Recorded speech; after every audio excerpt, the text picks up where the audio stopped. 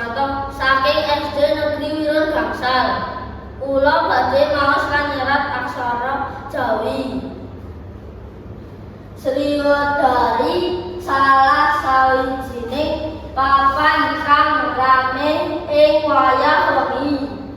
Luwih-luwih malam Minggu.